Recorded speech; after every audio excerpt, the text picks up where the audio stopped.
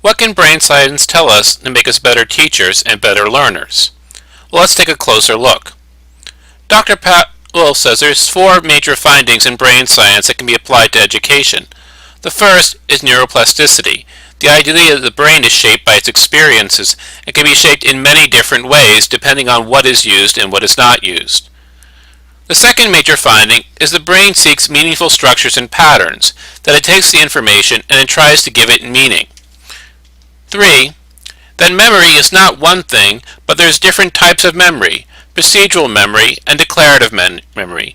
Procedural memory is about how we do things, basically kind of a muscle memory, and declarative memory is more about things denotative, things, for example, the names of objects and specific information.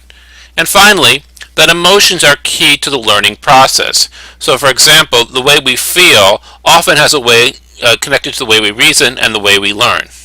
However, are these really new findings, or are these really can be rooted in, let's say, the theories of learning that we talked about before? For example, isn't neuroplasticity another way of saying experiential learning, as espoused by Dewey? The reason why Dewey put experience for is because it initiated that process by which the brain grew. The more types of exposures that a student have, the more things that they interacted with, the more, let's say, they would learn. And that's basically the idea about neuroplasticity. The types of experience we have shape how we go forward in our learning. Well, what about structures and patterns? Well, this seems to have a resonance with behaviorism. Basically what behaviorism was about was creating a structure. For example, with Pavlov's dogs, between the bell and the food. And when the brain creates a structure, therefore, that's what the learning is going. That is what the learning is going on. We're able to have a structure that allows us to process information. The way the dog processes the bell is that it connects it with food, and those are meaningful patterns of connection. 3. Procedural and declarative memory. Well, this seems to be very much like the cognitive revolution in psychology.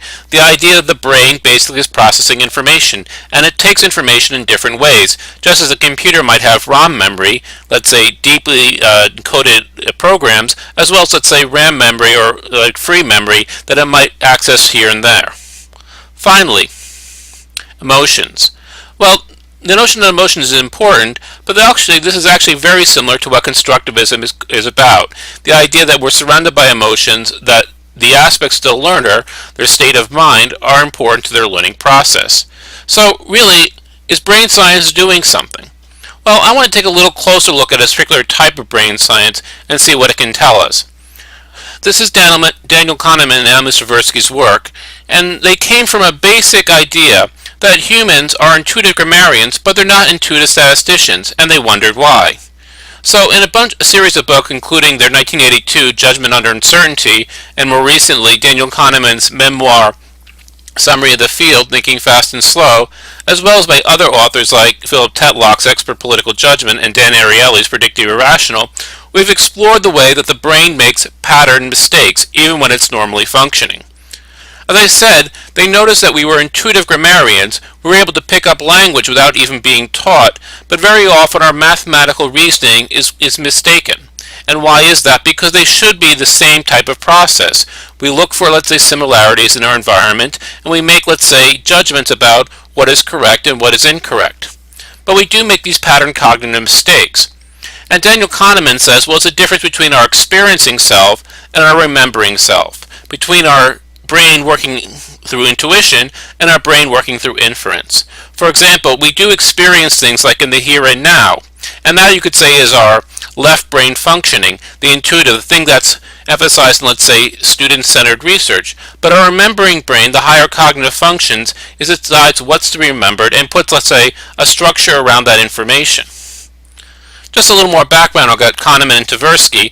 These are kind of like many of the different findings that they found, that they're judgment heuristics and different ways the brain functions. And as a teacher, if you're aware that the brain makes these things regularly, you can, let's say, get around them, both in designing incentive systems, but also, let's say, why students struggle with particular things, particularly in mathematical and logical reasoning.